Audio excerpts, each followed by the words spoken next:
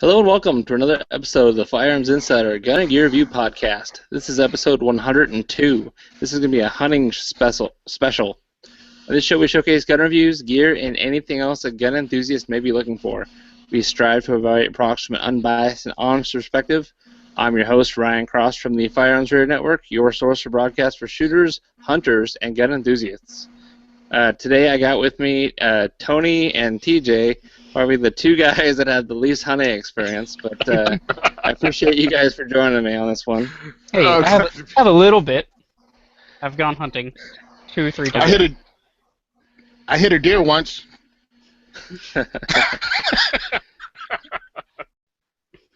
Well, for me, it's not about hunting. It's about guns. It's always about guns, and I like guns, and that's what we're talking about. Yeah. So this is going to be a light, easy to digest episode. I know last year I think we did like a 2 or 3 part special.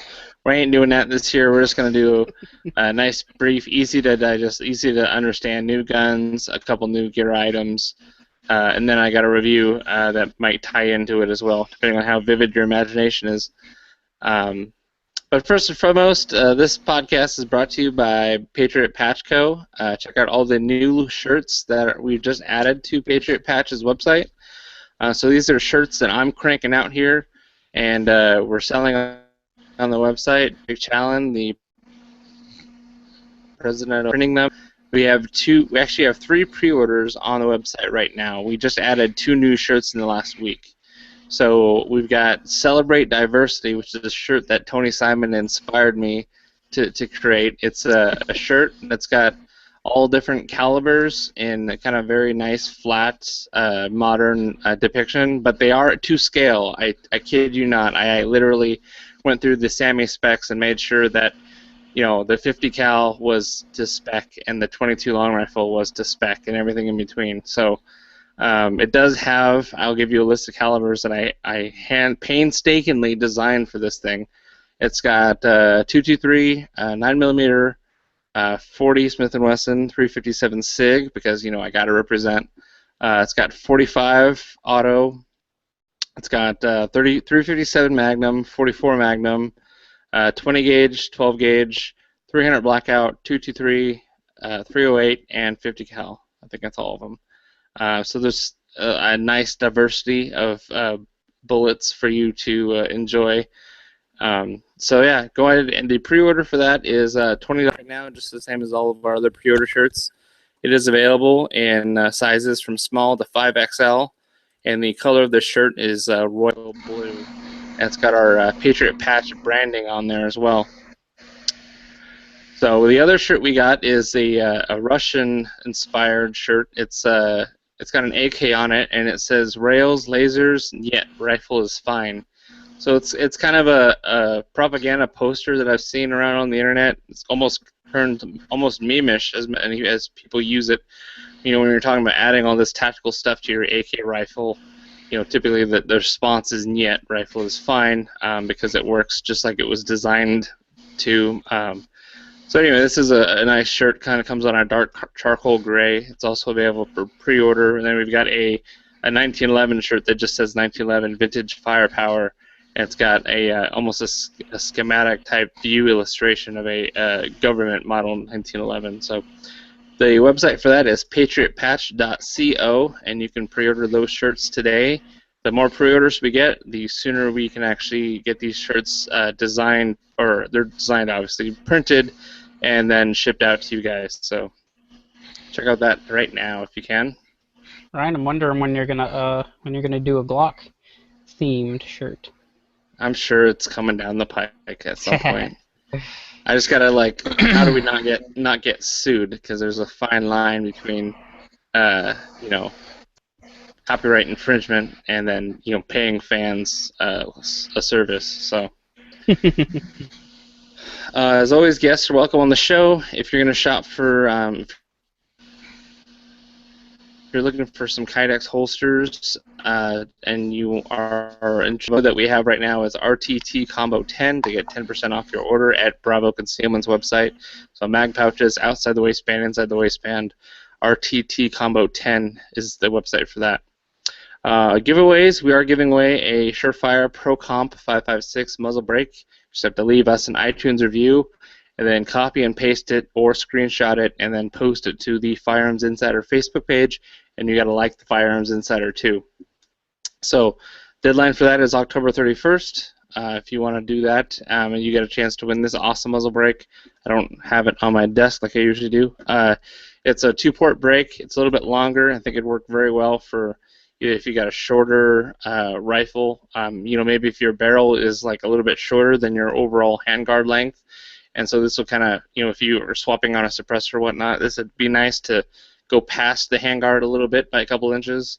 I think it'd work great on bolt-action rifles as well if you wanted to. And then lastly, before I ask everybody what they did in guns this week, I'm just going to, I guess, start it off with me saying what I did in guns this week. I built a rifle for my now fiance. So I took my Rock River AR and I kind of sold some of the more expensive parts on there, and then I replaced them with more affordable Magpul MOE furniture, but in pink. Of course, she's not a pink girl, so I chose pink because it would make a great base color for RIT dye. So you can see I'm holding it up, and I'll try and post a blog, a short blog like how-to on the firearmsinsider.tv website on how I did this. But you can see it's got a nice camouflage pattern, some nice variation between purple and almost fuchsia, hot pink tones. And this was done in my kitchen with just a big boiling pot and some purple RIT dye and a little bit of blue RIT dye, and then rubber bands and grocery plastic cellophane bags. So this is the technique that Magpul had posted on their social media and on their YouTube page. Basically, the hot water, when you take that cellophane bag, you kind of twist it into almost a band or a strip, and then you wrap it around the furniture, and then you use the rubber bands to kind of hold that plastic in place, and so that gives you the ability to kind of spread them apart and kind of choose your pattern before you drop it into the warm dye solution. So once you do that, you dip it in the hot water. That hot water almost acts as like a vacuum and really makes that plastic like adhere to the make a nice what do you call that, like friction suction type adherence to the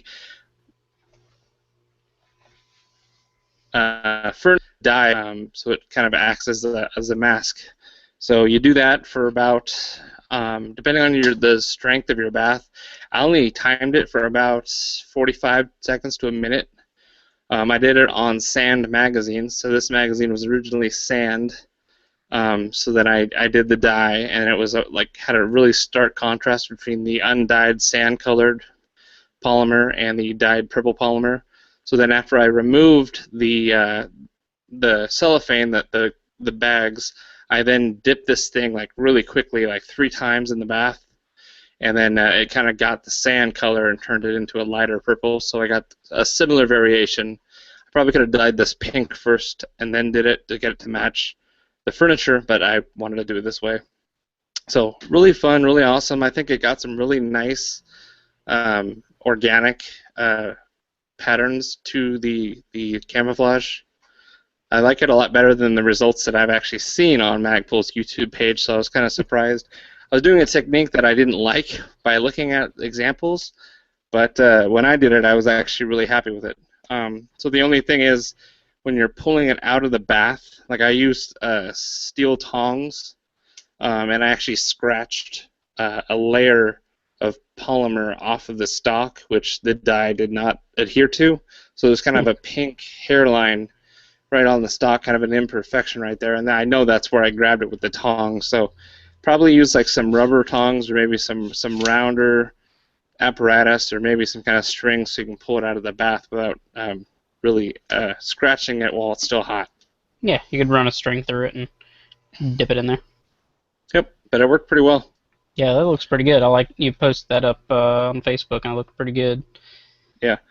If the pictures that I'll post do a lot more justice because the lighting in here, it's outdoors lighting, like natural lighting. It's super bright, vivid.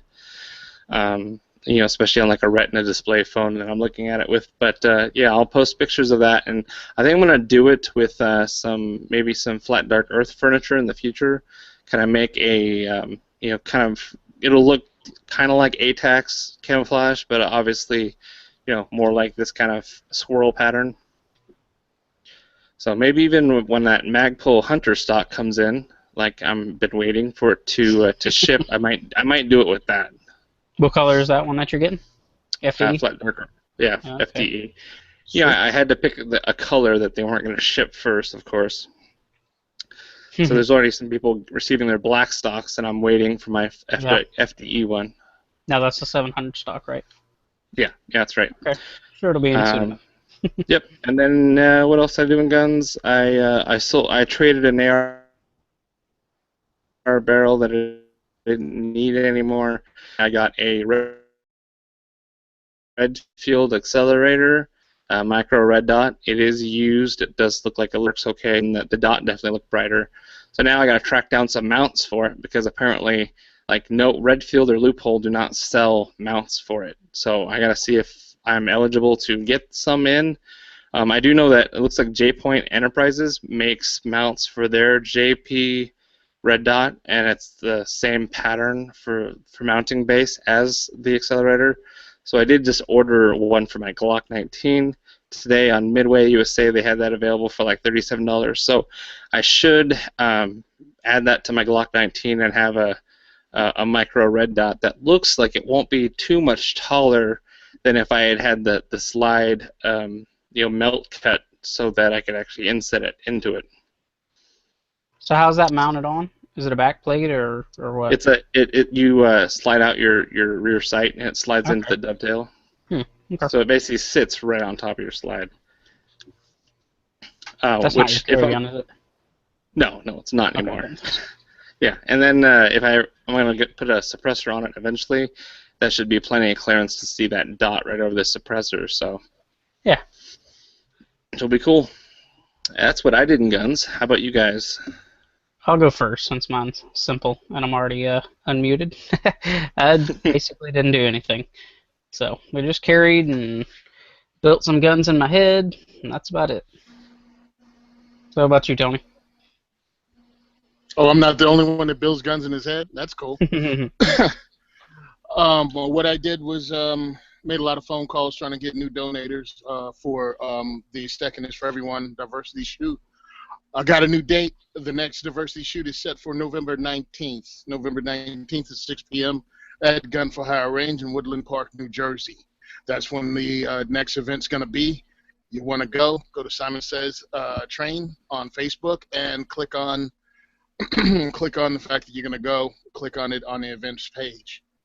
This weekend is the New Jersey SafeCon, so it's the first convention in this state for the Second Amendment advocates, and it's going to be a big get-together. So if you're interested at all, brace yourself. Ticket price is like $14.50. So you might want to get in on something that we've never had in this state before. You can go to njsafecon.net and purchase a ticket.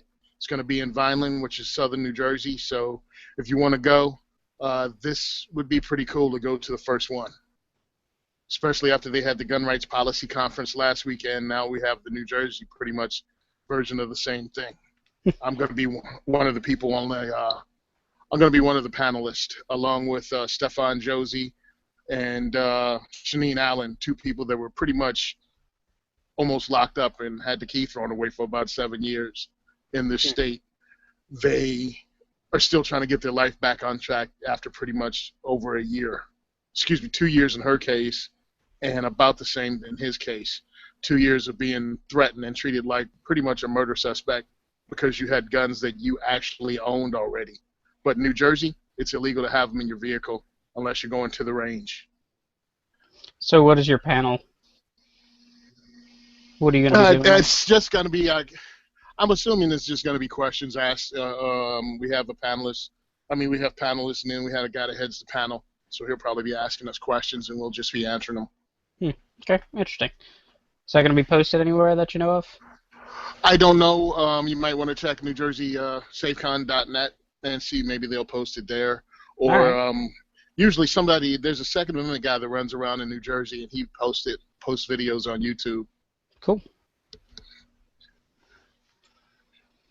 And other than that, I shot my AR, got it centered for a 100-yard competition. And then I read the notes, and it's not even going to have ARs in it. It's going to be a Soviet shoot. So luckily, I brought my SKS out, and I shot that. I was able to get like 2.5-inch grooves for steel case. Hopefully, I don't embarrass myself. And if I do embarrass myself, I just won't tell anyone about it. You only show your target if you do good. Oh, heck yeah. Why would I show a horrible target?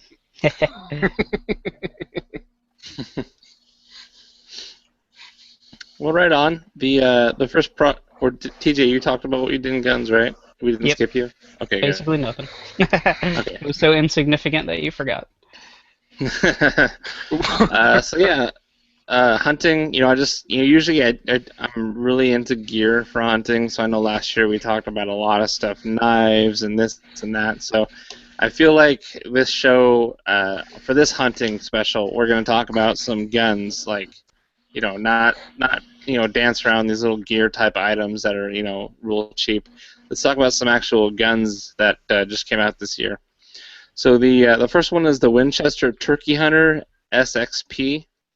So this is available in 20 gauge and 12 gauge. The 12 gauge MSRP is for $550. The 20 gauge is $520. So they are camouflage shotguns from Winchester.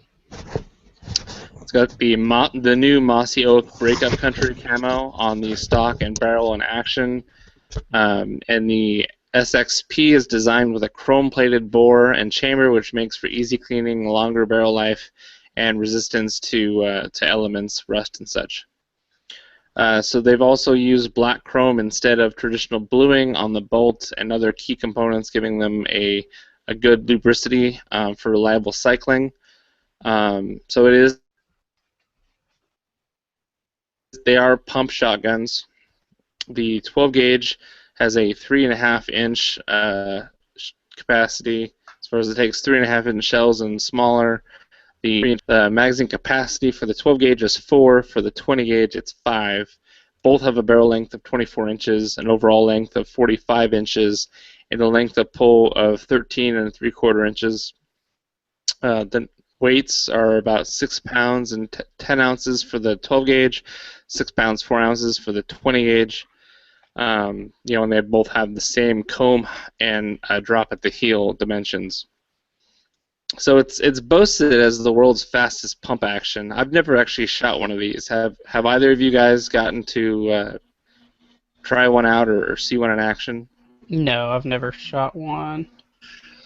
I have the Winchester 1300, and pretty much just the same thing. The design gone into it. When you pull the trigger, the recoil actually unlocks it and brings the slide back, the pump action back. It's pretty cool, pretty fast. I shot clays with it, and I did a shotgun workshop that I ran, and I used that. It's a pretty fast shotgun compared to most pumps. And that was the older design. That wasn't the SXP. Okay. Nice. Yeah, this seems like for turkey hunting. I know it always seems kind of weird having a set of rifle sights on a shotgun, but I know turkeys, you got to be pretty precise with them, and the shot patterns are usually really tight as well. So it's kind of why you have your rifle sights on there too. So it's really cool that they give you that right out of the gate with a pretty good camo and as slick as the chrome plated and chrome chamber, because I know some shotguns will have kind of chamber imperfections and it'll keep it from kind of get the shells stuck, I guess. So that chrome chamber will probably help with that a lot too. Yeah, this thing is built to last. I mean, the Winchester that I picked up, I got for someone who pretty much shot it all the time, and mine is just as tight as if it's brand new. And I'm talking, he has the rattle can paint job and everything else on it, and it's still, I'm like, I'm cool with it. It has a 20-something inch barrel on it. What did it say, 23, 24-inch barrel shotgun, and they're good to go. It's just the sad part about that is replacement barrels are almost as much as a shotgun. Yeah, One thing I do like though is the plug. They call it their speed plug. You know how to reduce it down to 2+1. I think it does for hunting regulations. But I think their plug is pretty easily removable. So if you're just kind of practicing sighting in and stuff like that, and you don't want to have to be reloading every 2 shots, you can take the plug out pretty easily. It says. Yeah, it's pretty cool. I mean, it's easy to take the one out of this one, and you can actually screw the end of the plug off easy, stick your hand in, pull it out. I took the little door, dowel out, and I was able to, actually I put an extension on mine because I used it as I never had a self-defense shotgun, and with the long barrel, I had a shotgun, so I put an extension tube on it. Mm-hmm. So it looks like something. It looks like something from the woods of West Virginia as a defensive firearm, but still, whatever. It's got 8+1. It's got 8+1. There you go. Sweet. Yeah, it looks like it's got. I'm sorry. Go ahead. I'm sorry, because you usually talk about MSRP at the end, but I was looking it up. I covered that at the front. Okay. Yeah. Sorry. Because I'm looking at it. I was looking at it on Buds. It's like $371. Oh, nice. Not bad. Yeah. Anytime you find a retail price that's lower than the MSRP, go ahead and shout that out, because I don't typically hunt around for the retail prices because that varies so much. Mm-hmm. That's true. But yeah, that's not bad. I mean, for my Remington 870 Express Super Magnum, I think there was a bunch of rebates at the time through Buymart, so I got it for about $300, and it had a $30 off instant like sale, and then there's a $30 mail-in rebate. Wow. So I think it came down to maybe $300, maybe a little bit less. And that's definitely a budget pump shotgun that could take 3.5-inch shells. So, this looks like it's got a lot more features. I'm sorry, Remington, but the Expresses are, they are what they are. They're cheap, mass-produced shotguns. So if you're able to find this for close to that price, under $350, you'd be good to go, and it should be a good pump shotgun that should be reliable. It's got a rotary bolt with 4 massive lugs for strength and solid lockup, and that lightning fast pump action. So under recoil, the mass of your body begins to slow the rearward travel of the shotgun, while the inertia of the bolt slide in a forearm continues cycling the action to help you get a head start on your next shot. So it's got dual steel action guide bar channels to eliminate twisting or binding of that forearm when you're cycling the action. I know that's a big deal between Remingtons and Mossbergs. The Mossbergs have 2 of those rods, where the Remingtons have 1. And where's the other way around? I might have flubbed that up. I'm pretty sure it's only 1. Yeah, I got it right. You got it right. And then, because I'm always having to, when I come across like a Mossberg fanboy, I'm trying to justify why the 870 is better. And like, well, we've got 2 guide rods. It's like, well, okay, but I got 1, and you can buy aftermarket barrels all day every day at the store. Okay. And, if your ejector breaks, or what is that part that's shallow, flathead screw, whereas it's welded on the Remington, so if it breaks, I've got to send it back to the factory. Yeah. Anyway, so yeah, it looks like a pretty decent shotgun. Obviously, 12 gauge is preferred, but you might want to use this for 20 gauge if you're a smaller shooter and you need something a little bit more lightweight. I guess this would work pretty okay for ducks too. I think it's got the choke system, so if you put on the different chokes, it might make a really nice, somewhat shorter barrel duck gun. Most duck guns are like 28 inches or 26 inches, so easier to swing around in the duck blind. So it might be a nice dual-purpose shotgun as well, or at least a backup to your duck gun in case something goes wrong. Yeah. I know last year my hunting buddy, he's got a really expensive, like $2,000 Benelli Super Black Eagle. His firing pin broke, so he used it the day before. It was all fine and dandy. Then the next day when we go out, okay, here come the ducks, and then click. And then he's like pumping and click. So I dump one or two. My dad gets a couple, and that happened about twice. And he takes it apart, and he's like, dang it, my firing pin broke. And so he didn't bring anything extras. He doesn't even have an extra firing pin at home. So we ended up having to swap shotguns back and forth. So, if a group of 3 or 4 birds came in and you missed, or if one bird came in and you missed, man, you had to hand the shotgun over to the next guy. Nice. Taking turns in the duck blind. I think it's kind of curious. The 20 gauge is actually more expensive than the 12 gauge. I guess they anticipate not selling as many. Yeah, that is interesting. I think when I might have said those MSRPs, I might have got them backwards. I'll have to listen back to the recording.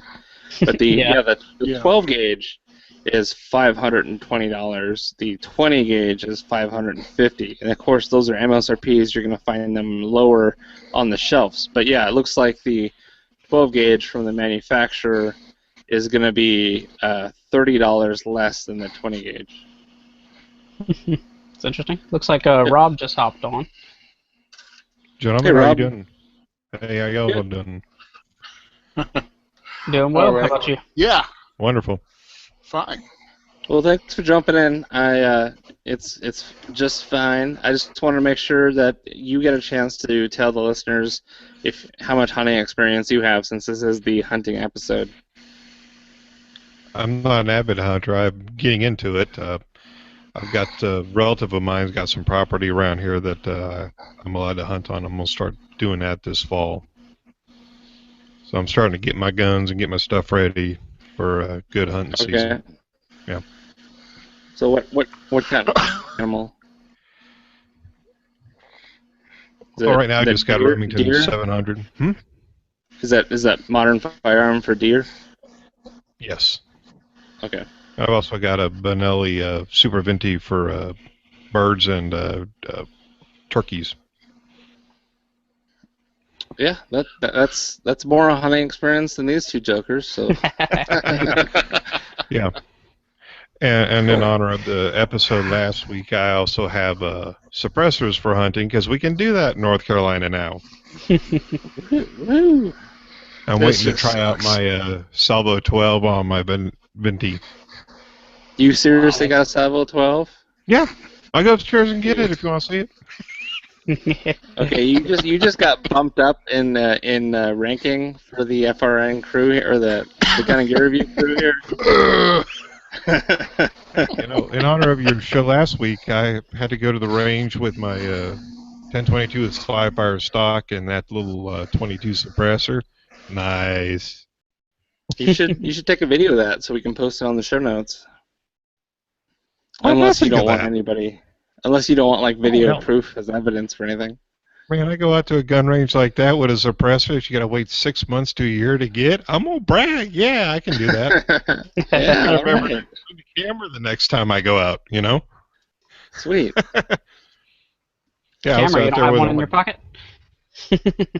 I don't have any way to hold it. Because where I go is just basically open field or open range, about a 50 by 50 bay. So I go out there, and if I don't have a way to hold my camera, then I gotta prop it up against a tree or something. I've got a nice tripod, and it's a stupid thing. I got a tripod and a camera. I could just bring it out there and record with that if I'd actually think. So you need a the selfie stick. You need a selfie stick. Well, then, how do you do the selfie stick while you're shooting a gun? A Picatinny mounted selfie stick. Oh, There you go. well, don't they make the selfie sticks for a pick rail with the GoPros? Yeah, I think they do. Yeah. Oh, that'd be cool. Oh, by the way, I looked this shotgun up. The turkey 20 gauge is $100 more on buds than the 12 gauge. Oh wow. Nice. Yeah, it must just be a volume deal. So the next product we're going to talk about is a obviously bolt-action rifle. It's a Browning. It's the AB3 Hunter. So it's their new. It brings the legendary A-bolt accuracy and performance in a more value-packed platform. So obviously it doesn't do me any good to talk about some expensive carbon fiber Seiko or Christensen arms, custom bolt action rifle that none of you are going to be able to afford, kudos to you. But a lot of guys, at least for hunting, they're always asking me. Even TJ's asking me, what's a good, really low budget hunting rifle that's going to be accurate at 100 to 300 yards. They're not going to do any extreme long range shooting. They just want something that's not going to break the bank and get them through maybe the first season, and next season they'll upgrade to something else. While you can go cheap, a lot of times you end up getting something that's either crap or something that's got low quality control, so there's a high probability that what you're going to get is going to be crap or some kind of lemon. So I think this Browning won't be like that, hopefully. So the AB3 Hunter is available in lots of calibers, 243, 270, 270 Winchester short mag, 30-06, 300 Win Mag, 300 Winchester short mag, 308 Win, 7 Remington Magnum, and 7mm Odd 8 Remington. So all those have the same MSRP of $669.99. And let's see, for some reason I had on there 500. Maybe I made a wrong estimation, but on their website it does say $669.99. And it is available. Of course, the Hunter has a nice wooden stock on there. They do have a synthetic version as well. But the Hunter it's got that nice classic stock look on it. What do you guys think? Yeah, I think it's like you said, it's a little more budget price than some of the $800 to $1,000, because I looked it up. I just did a quick search on Gun Watcher, and they have the lowest price one is a 300 Win Mag for $533, and I think getting into a 300 Win Mag for $530 is pretty good. And yeah, you gotta save on the gun so you can afford the ammo. Right. But it goes up a little bit. It looks like the average price is about $560 or so, just on the quick search I'm looking at. So that wouldn't be a terrible price to get started. Yeah. Like you said, either as a starter gun or, I know Browning's supposed to be pretty good quality, so you could last you. Doesn't need to be a starter gun, Did they thread their barrels? Because I gotta find the pressure on. I don't see where I can buy a threaded barrel like this. Most things with Hunter in the name don't have a threaded barrel. Yeah. You'd have to go I know somebody who picked up a Kimber with a threaded barrel just so they could do hunting with it. Ruger has their Predator line for the American rifle. They have threaded barrels in them. I was over here on Buds, and they have the Redfield scope combo with these AB3s for like $559. Nice. And yeah, so I mean that's with glass. It still comes in under $600, which puts it in that budget, or at least what is it called? Budget shotgun or first shotgun. I mean, not first shotgun, rifle. Entry. Yeah. Entry. How about reasonable price? I forgot. I think so because of what it is. They have air gauge barrels, target, the target muzzle. I mean, these are all things that were done on snipers' rifles back in the day, and even in the 70s and 80s, when people would do reviews, they talk about sending rifles out to have this done. I mean, it's free floated. That's a lot of work done for something that's $600. Yeah, I think it's even button rifle. Yeah, button rifle. I think I saw that somewhere. Yeah, yes, it is. It's got a detachable box magazine. It's got the top tang safety, so a lot like if you're used to like Mossberg shotguns, the safety is on the top tang there. And it does have a 60-degree bolt throw. It looks like the scoped version, at least on Browning's website, they're showing the scoped version on the black composite stock, and it says that it does include a case as well. Nice. There you go. So an ABS case. Yeah, that scope looks to be like a Redfield Revenge 3x9x42. That's been mounted and bore sighted from the factory, what it seems like. So you should be able to buy this right out of the box, and I would definitely recommend you put some rounds on paper to verify that it is zeroed, but you can't beat that. Yeah. It's also got I have a Savage Axis. I have a Savage Axis like that came with a Nikon scope, 100 yards, 30 yard 6, and for the price I paid for it is ridiculous. I mean, I paid one of those prices that people hate me. But, I mean, I got the whole thing for $200. Nice. Yep. Yeah, my first bolt-action rifle was a Browning X-Bolt, which is very similar to this. Of course, it was a little bit more expensive. I think we paid somewhere around $700 for it. It was a 300 Win Magnum.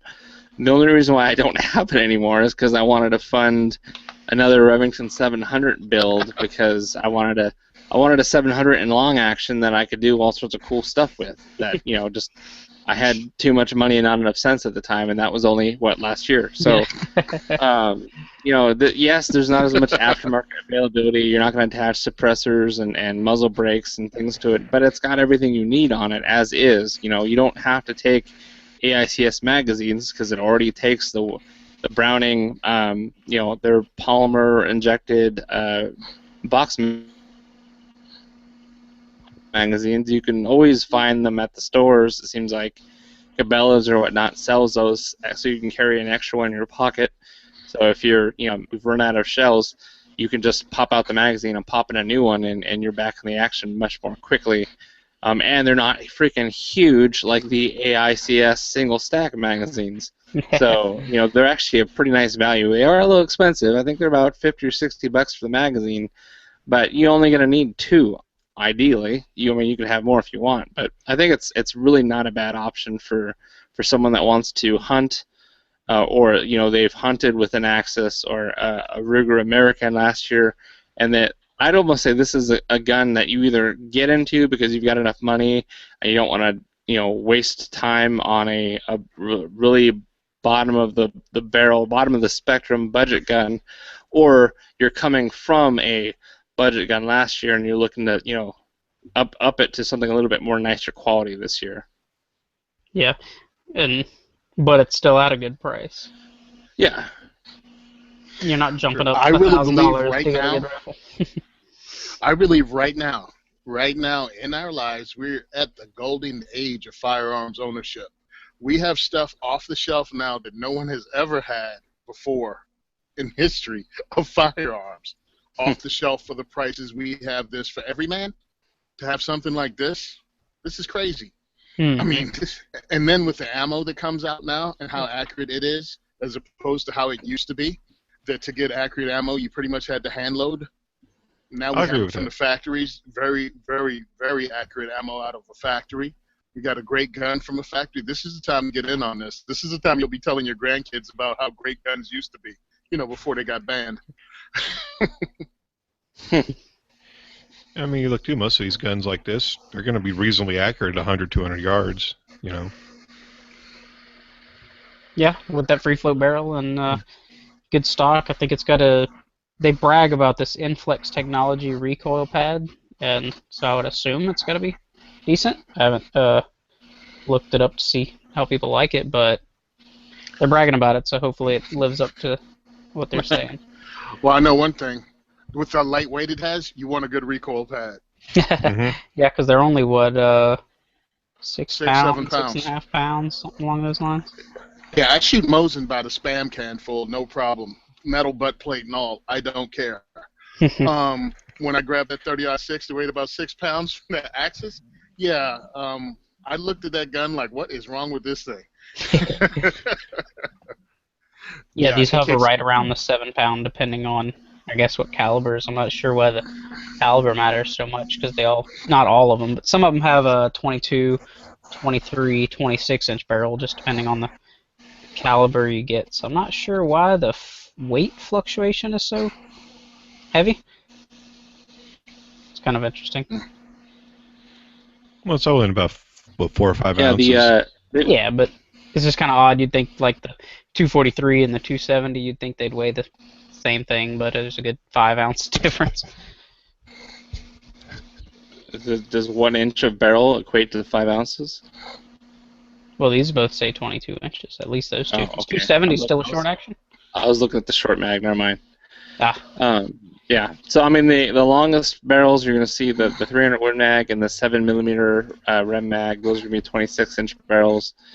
A little bit shorter, the short mags, the 270 and the 300. Those are going to be 23 inches. All the other calibers look to be 22 inches, which is it's a kind of a nice sporty size for a bolt action barrel. You know, it's not going to be too long, you know, where you can have it slung over your back and you're kind of ducking and weaving underneath underbrush, and it's not going to be so long that you're snagging on everything above you. I definitely, even though I've got the Hunter one like highlighted for the podcast, looking at the composite stock though one, like it's pretty sexy. Like I just watched the video on it, and that looked like actually a pretty decent composite stock. You know, like it didn't look like what you usually find on a, like I said, or like someone said, a Savage Axis or something. Yeah, that composite stock, it looked like it had some good rubberized checkering kind of all over the handguard and the grip area, so you have plenty of good purchase, especially if you're hunting and it's rainy or humid or something along those lines. You get a better and purchase. these actions are really nice. I mean, I remember mine was just so smooth, you know, and you don't have that huge throw to make as far as, you know, unlocking the bolt and bringing it back. You know, the A bolt and the X bolt with those almost hexagonal bolts, or just, I don't know, it just worked really nicely. This does look rounded as opposed to those ones that had a little bit kind of some flats on there. But it just really nice action that I think I would recommend this now to somebody whoever is the next person to ask me what's a nice bolt action for hunting to get into. Instead of throwing the 700 at them, I think I might recommend going this way if their price point is, you know, above, you know, $300-400. Sound like you're having some seller's remorse over there, Ryan? Yeah, a little bit. I don't know. Like, it was a really nice recipe. We got it. I mean, I wanted to be able to like customize it because I really got into. I had a good relationship with a gunsmith that I did some graphics work with, so I was getting a lot of labor at a good rate. So I had him do all the stuff to my 308, and so I was like telling my dad, because it was kind of our rifle. I was like, hey, you know, if I sell this, I can build you a really nice with a AICS magazine and muzzle. It'll be all good. Yeah, those. Well, sounds like this is your excuse. Pretty good. Yeah, actually, we're looking for a new muzzle loader, honestly, or a second one, which is a good segue into the next product, ironically. So the next one I'm going to talk about is it's not actually a gun, it's a new bullet design from Federal. This is the Federal Premium Trophy Copper Muzzle Loading Bullet. So it's very much a more modernized muzzle loading bullet that's different than what you might be used to seeing, you know, the Maxi Balls and the, what are the other ones, the PowerPoints, or the Barnes. Yeah. So this does have a polymer tip. It does have a deep cavity inside for that expansion. It's got forward and rear obturating ramps. It's got a polymer base cup and a fiberglass reinforced base with fouling cutting rings. So it definitely looks different from what you're used to seeing. You know, it's almost got that band going around it that kind of helps to retain as much weight as possible. You know, when it does make contact and starts to expand, so it helps in that weight retention.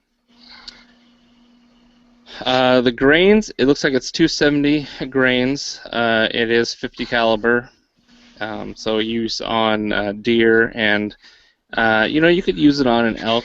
Typically, a little bit more grains is more ideal for muzzle loading for elk, closer to 290 or 300.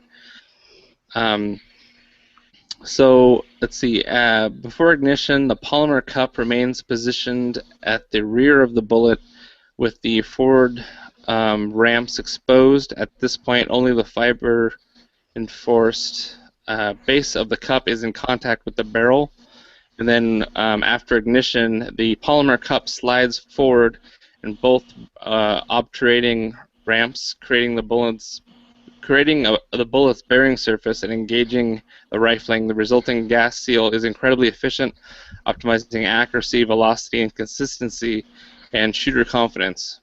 So I'll kind of try to break that down for you a little bit more, because I don't know, have you guys ever muzzleloader hunted? I know Tony's got a little bit of experience with black powder, but I've never hunted, but I do have a little bit of shooting experience with them, and kind of, I guess, being unexperienced, the first thing that hits me is that being a 50 caliber bullet, it's kind of like a sabot without having to reduce it down to whatever a normal 50 caliber sabot does. So it seems kind of like a better benefit rather than making it smaller to put the sabot around it. It kind of fits around the base. If that is that the goal, I guess. Well, what I was listening to, because I don't know anything about this. Well, go ahead, Tony. Oh, I realized in some states you can't hunt with a sabot. So that's what the thing. Yeah, the ammunition can't come apart. That's one of their rules. Like I think in Colorado, one of the guys said. So this makes this able to be used in places like Colorado. It's pretty cool because the sabot is kind of hard to push down the barrel. I heard. I'm not sure. Oh yeah, dude. Sabot bullets, like the Maxi Ball or the Barnes is what we used last year. Really hard to shove down the barrel. And that's when you're having to reload. That is like the slowest part. Is just shoving that, because usually you have your rod, but I have like a T-handle tool that I start the bullet down the first 6 inches of the bore. Because that's always the hardest, because of course you've got less leverage when you're holding on to the very top of that rod and trying to shove it all the way back down. So that's why we're looking for a second muzzleloader, because the fastest reload is the New York reload, which is just get another gun. So we're going to have 2 loaded muzzleloaders at the ready, so it's a lot easier. So you're going to volley fire at deer, huh? Yeah. Well, hey, my first elk a couple years ago, I shot that dude 5 times. The first shot would have killed him perfectly, except it was getting late. We were getting impatient, and so the following 4 shots, I learned to reload really fast. There was powder and little vials of powder and primers flying everywhere, but I managed to get 5 shots off in probably 5 to 7 minutes, which is kind of a feat. It kind of worried some people. Like my dad back in the truck was like, "Oh man, I heard a shot. All right, Ryan got one." And then 30 seconds later, another shot. He's like, "Oh, cool. Okay, he finished it off." And then he's starting to pack up the stuff, and then he hears a 3rd shot. Like, what the hell? And then he hears a 4th shot, and then he's just getting more concerned as he hears more shots. Like, does somebody have a slug gun up there? What's going on? Or somebody having a meltdown. It's kind of funny because around here you can actually hunt with modern cartridges, non-muzzleloading, for the primitive season. So it could be a little more reasonable to hear that around here, I suppose. Because if you have a 44, 357 or 44 break action, like a H&R or something like that, you can hunt during our primitive season. I'm going to pull a Tony and say I hate you right now. I live in a non-hunting free state where they really have harsh draconian laws for hunting. It's got great hunting, but some of their limitations are stupid. Ryan, I'll tell you, I could put a silencer on a 357 H&R with a magnified electronic scope and hunt during our primitive season. I could put a silencer on a 357 short barrel rifle in North Carolina. Okay, you guys are fired. I'm in total agreement with Ryan. To loading, don't they now make the pre-measured powder where you can just take a little packet and just stick it down the barrel and ram it in there? Yeah. That's rather than trying to preload, measure powder and all that crap. Little pellets. That's what I was using. I had little plastic vials that had. They even had those pellets, those Pyrex pellets. Yep. You dropped 2 of those in the barrel. But anyway, the whole thing with the sabot is that whether it's a sabot or a belted bullet, they're really hard to get down the barrel. You need a really tight fit in the bore to engage the rifling and give a good seal so those gases from that black powder can propel it accurately and with a good enough velocity for expansion. So, you need to push that same projectile down the barrel in the first place, which is really hard. Like I've had my dad hold the muzzle loader, and while I, with two hands, am forcing the rod down on this sabot bullet. So that's why we've actually switched this year to something that's a lot easier to get down the bore. And of course, depending on which muzzle loader you have, is going to have a slightly different rifling and different tolerances, so that may or may not be an issue to you. But basically, this solves that problem by the way this bullet is designed. So let's see. Like Tony said, it's more legal in areas. Bullets that feature an expanding base, usually a soft plastic flange, struggle because the flange can separate from the bullet if the gun is dropped or jarred. When you're walking around with it loaded. The softness of the flange is also prone to rupturing during the shot, degrading accuracy and velocity. So this kind of resolves all that with this new trophy copper muzzleloader bullet. So they call that the BOR lock MZ system. So I guess that's the bore lock muzzleloader system. So yeah, it's got that ramps I was talking about, or I guess that's what BOR stands for, is bullet obturating ramp. So it's the walls of the polymer cup get pushed up and out into the rifling when it's being shot. So when you're shoving it into the bore, it's everything's all copacetic. There's no friction causing anything to expand and cause problems. But when you're forcing it out of the bore, that's when that cup kind of expands and engages the rifling better. So it's really bringing kind of a more modern projectile to the primitive firearm. I think it's pretty cool because it took the idea of a mini ball and kind of inverted it. So instead of when you fire, the hollow base of the bullet gets filled up and pushed into the side, it's the plastic part on the bottom gets pushed into the round itself, and it spreads out and actually cleans out the threads in the barrel. I think that is pretty ingenious. I watched a guy, how many times do you shoot before it just gets impossible to get it down in the barrel? Probably about 5 or 6 times. I watched this guy, he shot 9 rounds back to back, and it still took about 15 to 20 pounds of pressure to put the new round down the chamber.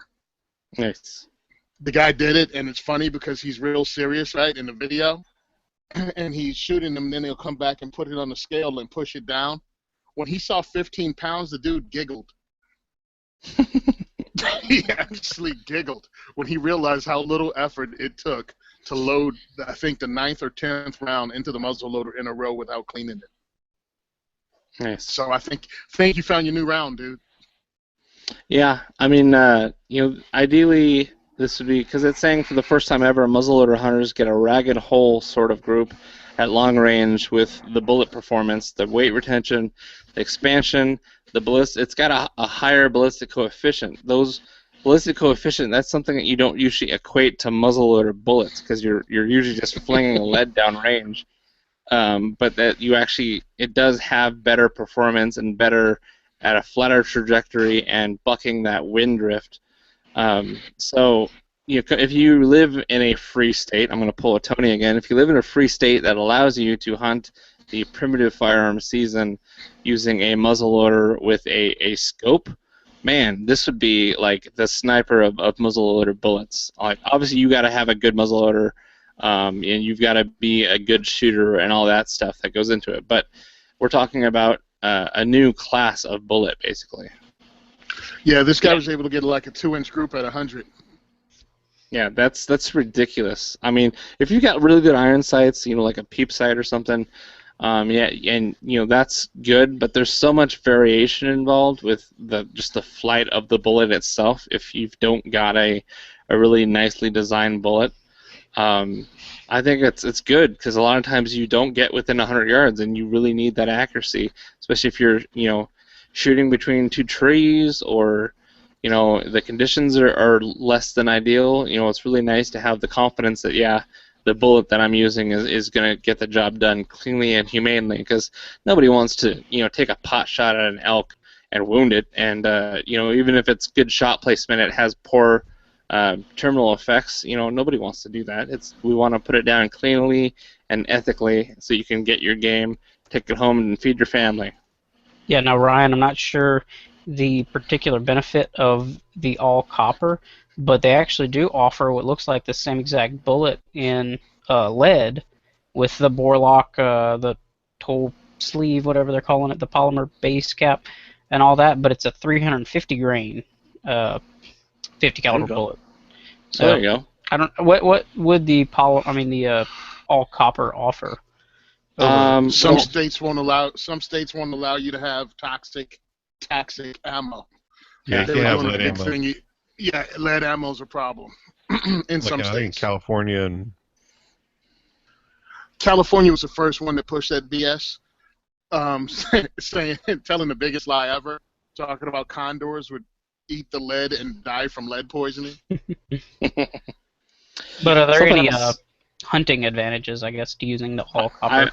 I would speculate that the same reason why everyone's hot on these Barnes 300 blackout bullets that are all copper is that weight retention. So you get the expansion, but you also get a better weight retention where you don't have any kind of jacket separating from a core, so I would say lower velocity, greater expansion with better weight retention, and that's just a shot in the dark. Wow. Okay. Now that you mention it, with the Barnes, just kind of while we're on the topic, I bought some a couple weeks ago, and they have a rebate going on right now, so you can get like couple bucks off per box. That's a mail-in rebate. So just if anybody buys anything Barnes, and then until I think the end of the year, take a look at their rebate section and see if yours qualify. What ones did you get? The 300 blackout, 150 grain, I think it is. The Barnes XT something. I don't remember exactly. I don't have the box near me. But it was or maybe 100. I think it was 125 grain. Barnes 300 blackout. Okay, I know those 100 black 110. Yeah, those black tip, but the 110s are really popular for some reason. Mm-hmm. I would think that shooting a 30 cal, people would be stepping up to a higher grain range, but for some reason the 110, 125 is really popular with hunting with 300 blackout. Is that so you can just get more velocity and thus more, I guess, hydrostatic shock? Versus going with a heavier bullet, because you're obviously not going to be able to push that heavier bullet very fast in comparison to a 308. Yeah, I didn't do a ton of research as to like probably most people would, but it just kind of seemed like that 125 would be a good kind of middle ground, I guess. Because they did make like the 95 to 110 grain, I think, and it just seemed like that would be too light for taking anything. At that point, might as well be using something I already had rather than buying a new gun to shoot it, So I just got the 125s, and plus there's a lot of, I guess, plinking ammo in that 125 range, so I figured I could have a little bit more commonality with the scope, sighted in with a 125, and hope the plinking ammo is close enough to get some good practice in with it.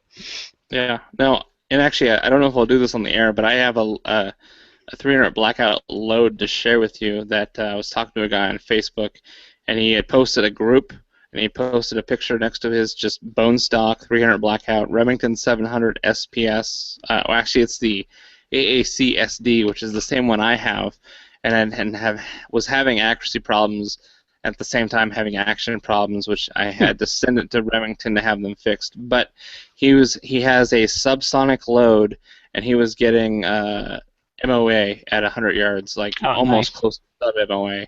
And he was using tight group as opposed to trail boss. So I know tight group's usually a pistol powder, and I had it, but I ended up giving it away to somebody. But he uses 150 grain full metal jacket, just bulk 308 pulls, and I've got a bunch of those. So I'll share that load with you. But he had really good results out of his gun. Cool. Yeah, because You're shooting you got an AR, right? No, it's actually a H&R handy rifle. Oh yeah, that's right. What's the twist rate of that barrel? 1 in 7. 1 I in think. 7. I can go look if you want me to grab it. We'll talk about it later. Yeah, I don't remember. Yeah, I don't remember the twist rate of mine either. But yeah, we could have a whole episode on hunting with 300 blackout, and I think that would probably be really popular because there's a lot of guys experimenting with it. I think it has half the fun of the caliber is there's so much out there that can still be experimented on that's not like really published. I think that's part of the draw of it is, oh man, look what I cooked up, and I think there's somebody that did a video shooting. They had a destructive license where they could cull, so many does, and they shot 3 does back to back, and 2 out of the 3 dropped instantly, and 1 just kind of got away, and then I think there was no blood trail, so I think maybe he missed. But that first one dropped like a sack of taters. I think he was using those Barnes 110 grain. Interesting. But anyway, yeah, nice. Yeah, and then back to talking about getting started in hunting relatively inexpensively, and that's kind of why I went with the route of that 300 blackout handy rifle, was because after I bought the rifle, scope, sling, little buttstock ammo deal, everything, I think I was at maybe $350. And I bought a cheap scope just to throw it on top just to see how I like it, but $350 to get you started isn't bad. And I know those H&Rs are pretty good quality. There you go. So yeah, just back to that bullet. I don't think did we mention the MSRP? It's right now you can get it on Cabela's for $25 for a box of 15, which I think is about average. I think the Barnes bullets that we buy is maybe about $26, $27 per 15. So yeah. Yeah, I was looking at the different bullet coefficiencies. Actually, the lead bullet is a better bullet coefficient than the copper one. Because it's heavier. Yeah, it's heavier. It's a good, 30% heavier at least. Yep. Yeah. But it looks like a lot of fun. It would be a lot of fun, especially he said the twist rate is important though. Like the more modern rifles will have a better twist rate for this particular round than the older ones. Yeah, because he used it in one old flintlock with a shorter barrel, and he said at 100 yards it keyholed. But when he used it in does Remington make yeah, I think Remington. He said Remington black powder inline. He used it, and it was great. I think it was Remington. Yeah, they had the 700s that they used to make, and then they discontinued them, and then recently they just started making the 700 again, and it takes I think like 45 ACP cartridge cases that use large pistol primers, I believe. So he was using 700. Yeah. Okay. But an older one probably. But, older one. Yeah, I like listening to these older guys, at least ones that make sense and have experience, because it is YouTube and you can get anything. But I was watching a guy and he was doing it at 100 yards.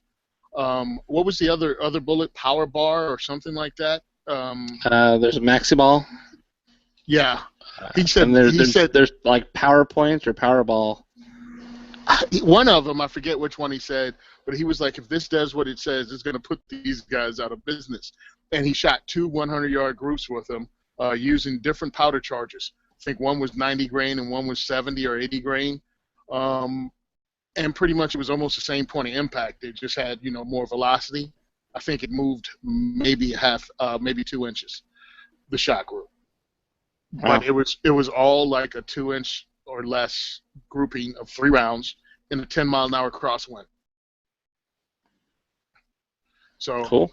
I like guns, and that's the only reason I mean, you show me something new, and now all of a sudden I want to buy something else. This black powder is just a lot of fun. Yeah. My brother-in-law has it, and I just will buy one and never tell him about it and go hunt with someone else. Yeah, I wouldn't mind getting a black powder pistol, because a lot of times if you're out elk hunting and you're not seeing a lot of elk, but there's a lot of like grouse or other kind of game, rabbits, or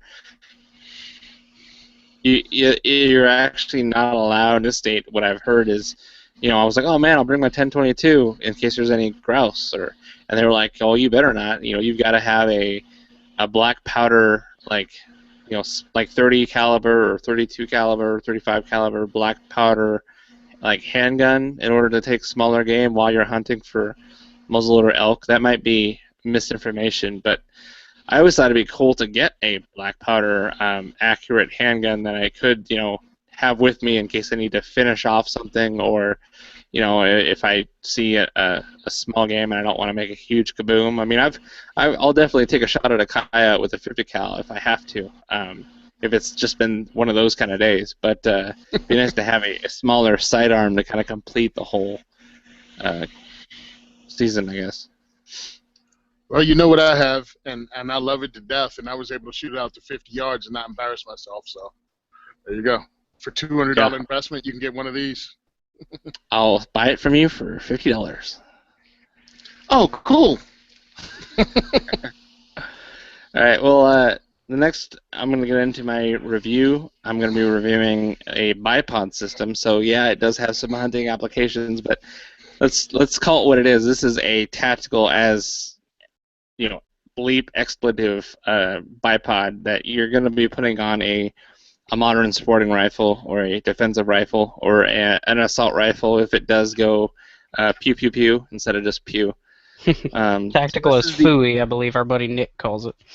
Yeah, there you go. Tactical is fooey. So this is the Voltor MP1 Mod Pod, and we had talked about this on the show probably about a few weeks ago. And I actually, convinced myself that I needed to buy one just so I can do a review on it. So here it is. I actually have each leg, because they are separate legs on two different rifles, so I can show you guys in the camera. So this is my AR. Look at its gloriness. Yep, that's right. So here's the Voltor leg mounted onto the right side. So as you can see, it mounts to the 3 o'clock, the 9 o'clock positions on your Picatinny rail. It has a very large push button on the axis point, so you just press that, and then you can swivel it out every 90 degrees. It hits a detent. So I've swung it out. It was pointing toward me, the shooter.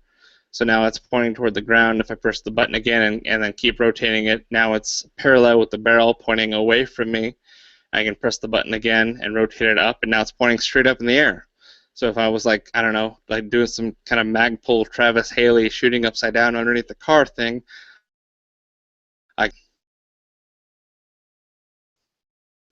that was a joke. But anyway, so this bipod, after more tactical rifles, I would say, or more kind of compact rifles, because it's short. It's really short. There's only about 2.5 inches of height difference when you adjust it, and I have to adjust it with two hands, which is a negative that I'm going to get to a little bit later. So this goes good on AR-15s in a pistol configuration. So real short barrel, maybe a 10-inch handguard, or a carbine length, mid-length, or a rifle length.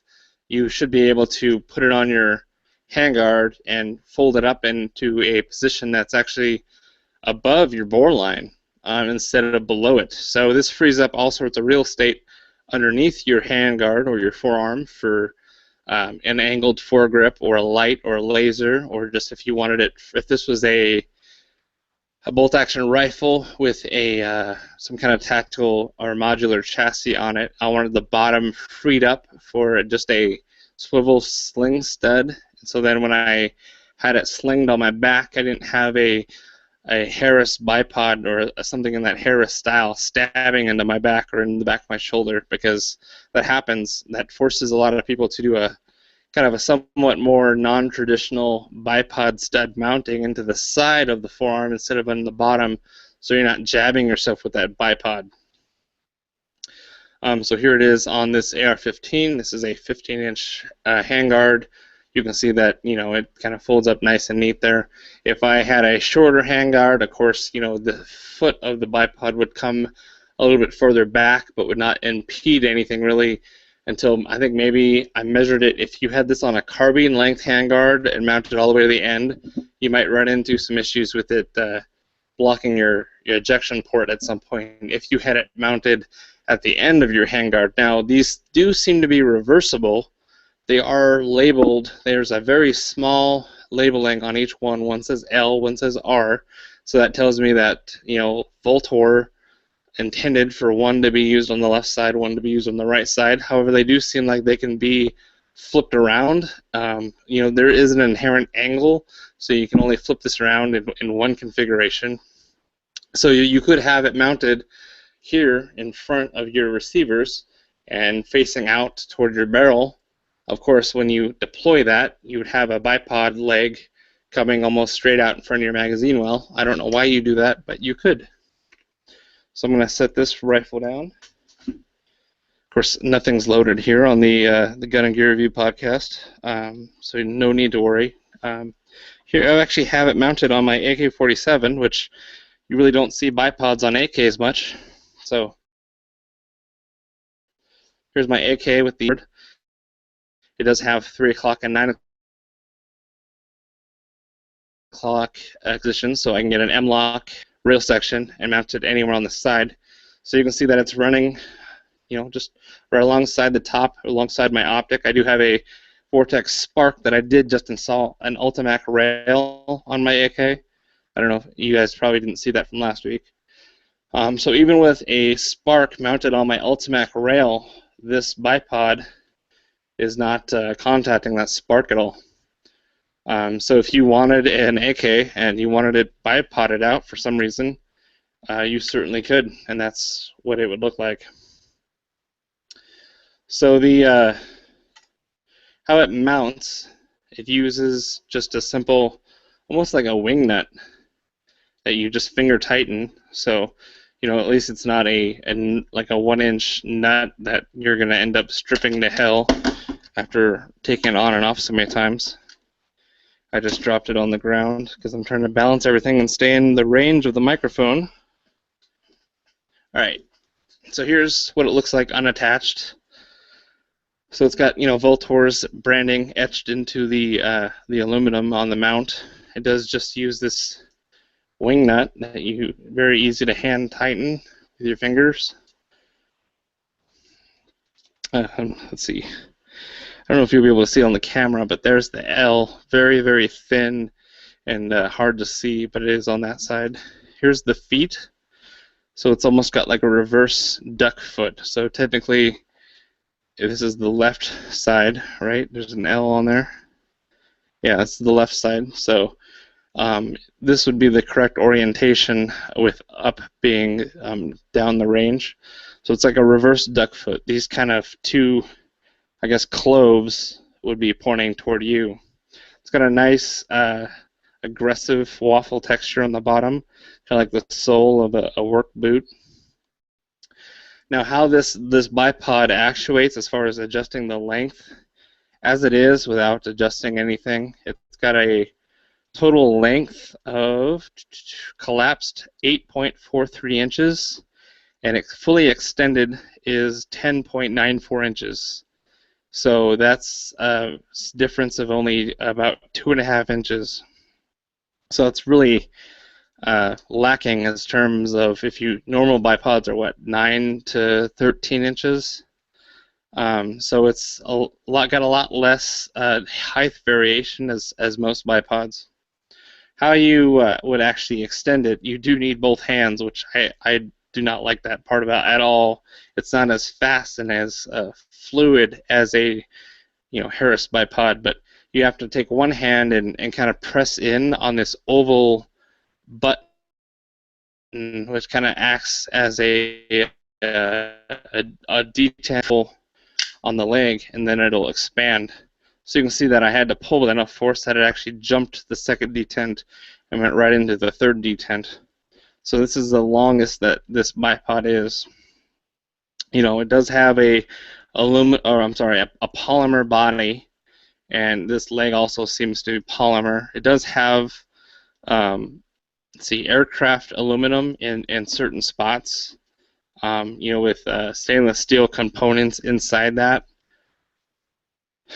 So for the MSRP, which I'll get to, I mean, you're spending a lot of money on something that's just tactical. It's polymer. It has less function than an actual bipod. For the convenience and benefit of it being mounted, on the side of your rifle, which of course is going to give you a lower position to the ground. And then it of course folds up to the sides, so it's a little bit more convenient when you sling over your shoulder or you're handling. You've got your support hand underneath. So actually, it was funny, guys. I was watching The Walking Dead last night, which I just started watching season 5 because it was added to Netflix, and they have like an M16. I think it's like an A4 configuration, but it actually, I could have sworn I saw these bipod legs sticking out on it. Since I've been reviewing this and kind of trying them out, I'm watching TV late at night, and I'm like, oh hey, that's the same bipod. So I actually do a little looking up on the Internet Movie Gun database, and it's actually not the Voltor MP1. Interesting enough, Tango Down has the ACB4 bipod, and it's essentially these legs that are connected at the bottom and that interface directly with your bottom rail of your Picatinny. So this by Voltor seems to have taken those legs and separated them from the same united mount, so you can have them on the sides. So I thought that was kind of interesting. So I looked it up, and Tango Down developed the ACB4 bipod specifically for M16A4, M4, and Mark 11 type rifles with minimum ergonomic or weight impact.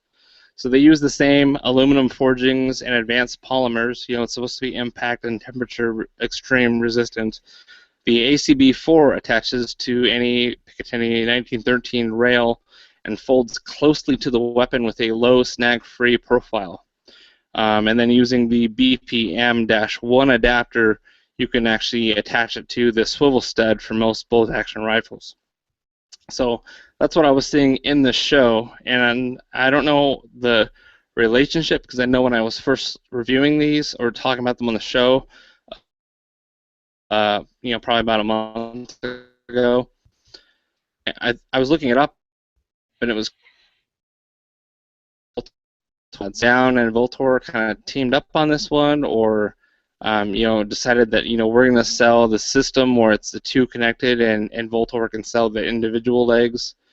I'm not sure there's the manufacturing relationship there. So the benefit to this is that it folds, and you've got the modularity in mounting it wherever you want. If you want it in the middle of your handguard, at the end of the handguard, all the way closest to you on the handguard, you could really have these legs folded up in any position that's convenient to you. It's going to add a little bit of bulk to the sides, because this is actually pretty bulky. Definitely adds an inch to the width of your gun's profile. If you were to put it in your gun case or lay it down, it adds an inch actually to both sides. So we're really talking about 2 inches in added width to the rifle's profile. So anyway, the claim to fame is that the MP1 Mod Pod has individual bipod legs that attach to the side rails, allowing the user to have an unobstructed lower rail. Target market would be modern sporting rifle owners, long guns with chassis, or if you just wanted a Frankenstein, you can take a rail section of Picatinny rail and then mount it into your fore end on the sides.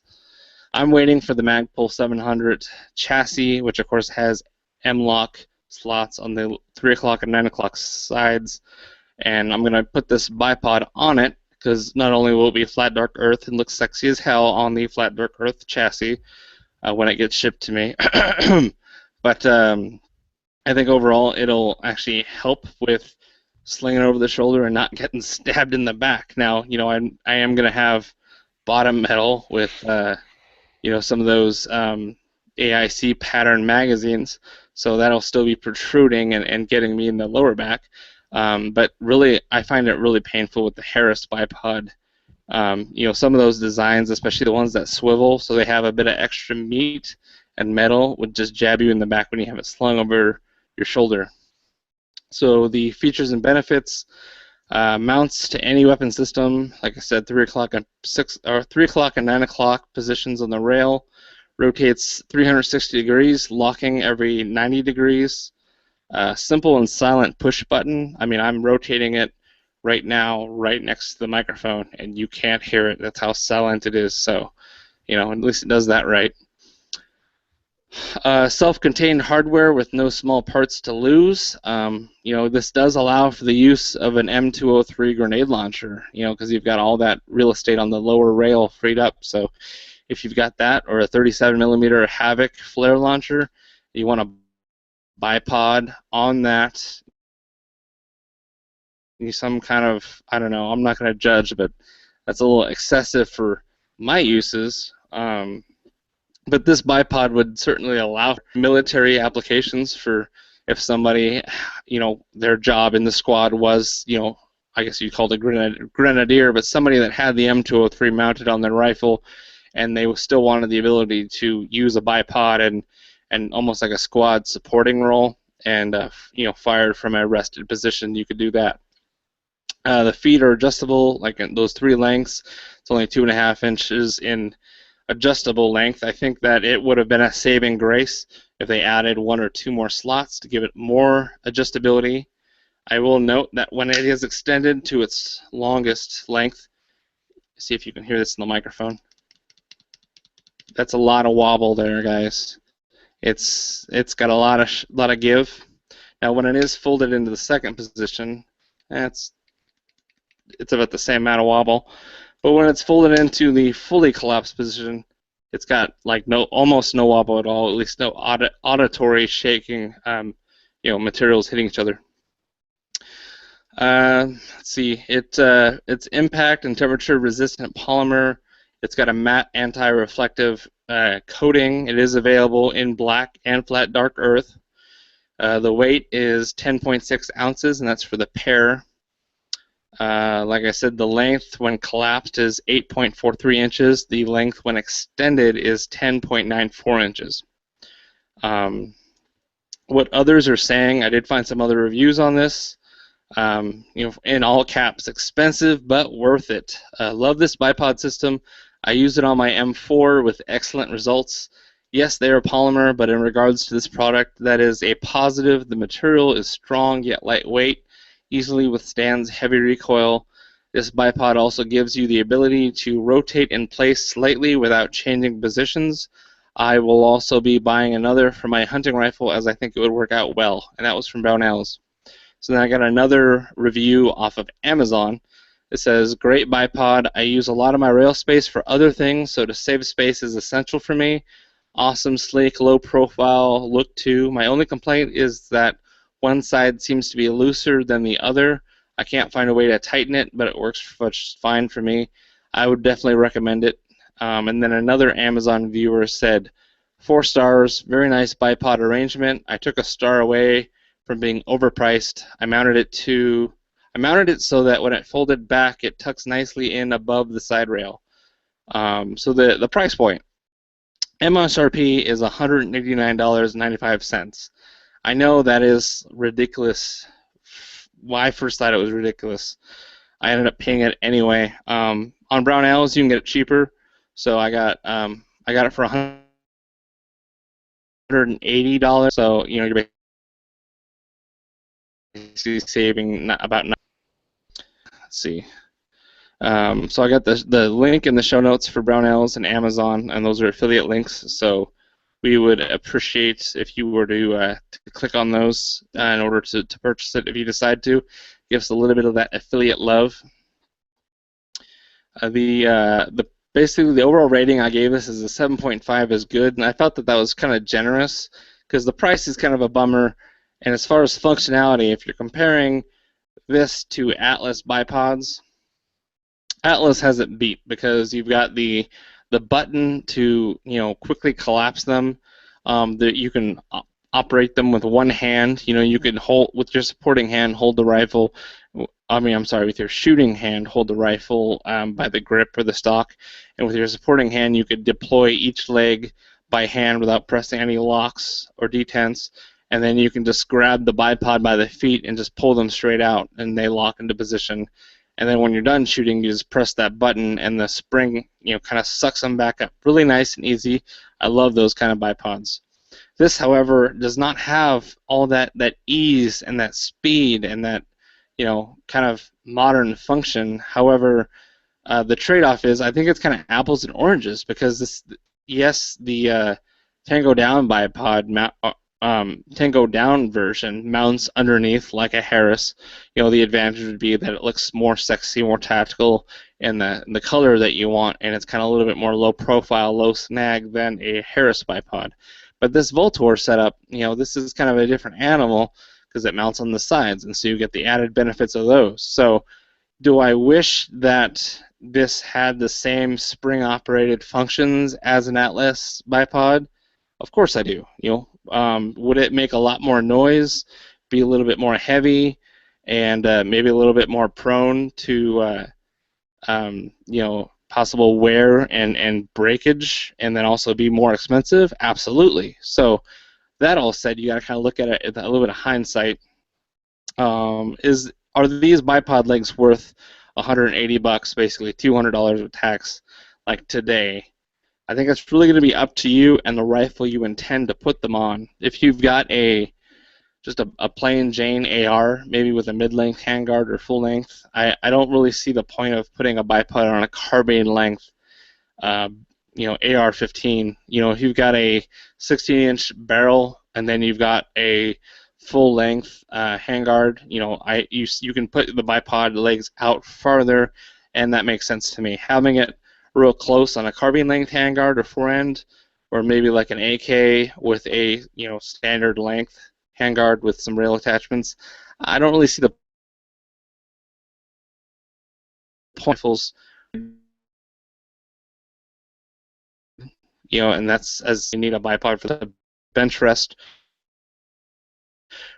or a rifle rest, or a shooting bag. That would work fine too. But to each his own. I'm going to share pictures on the review of this on my Hunter 700 stock, as I originally intended or envisioned, as soon as I get that stock in. In the meantime, I'll put pictures in my review of it on the AK and my AR-15 to give you some comparison. So 7.5, what's making that up? Silent operation, the ability to rotate it every 90 degrees is really nice. Frees up the bottom rail for more, or if you've got a regular bolt action, just frees up the bottom of that forend for your hand, for if you wanted to mount your sling to a stud and not have anything else on the bottom to jab you in the back. Perfect examples of why you would need this, or you'd benefit from this. The cons kind of outweigh the pros, I'm afraid. So the two-handed operation of the legs for both expanding and collapsing are just terrible. I mean, I can't foresee a way for me to actuate these things one-handed. I've got to get my thumb up here, or a finger up here, to depress, and then I've got to pull. I can't shake it. It doesn't come out automatically. I have to actually apply force and pull with my other hand.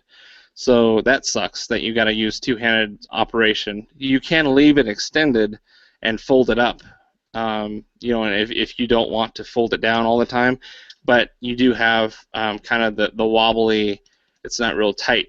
So, that's kind of a trade-off. You can't really compromise or, find a way around that.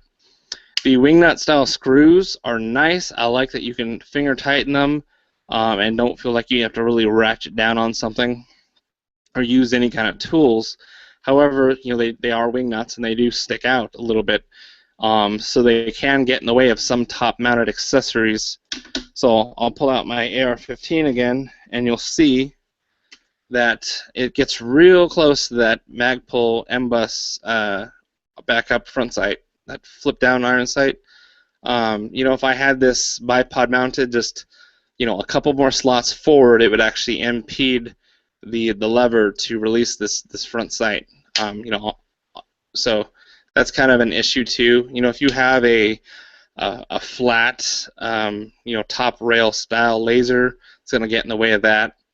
If you have any kind of optics that you like mounted on the side of your carbine or rifle, it's going to get in the way of those. So it kind of, with its advantages and benefits, kind of brings a little bit more issues into the configuration on all your other stuff. So if you're the kind of guy that has to have that like tacticaled out, like freaking everything on it, can openers and flashlights and bipods and bayonets and all the,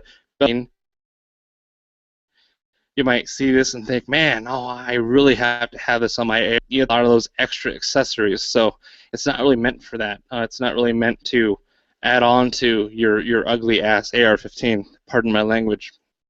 But what it does do is it gives a little bit of added function to simplify your rail setup.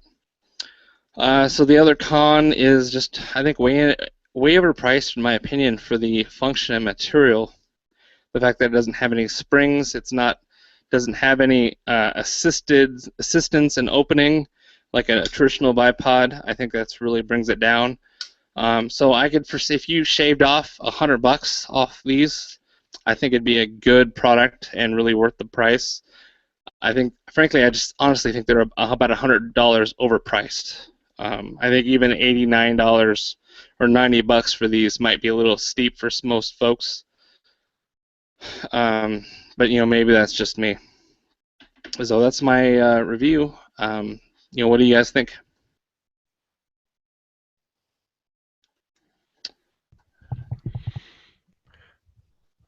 Looks like an interesting set of bipods. Is just like you said, $189. So a little bit on the pricey side.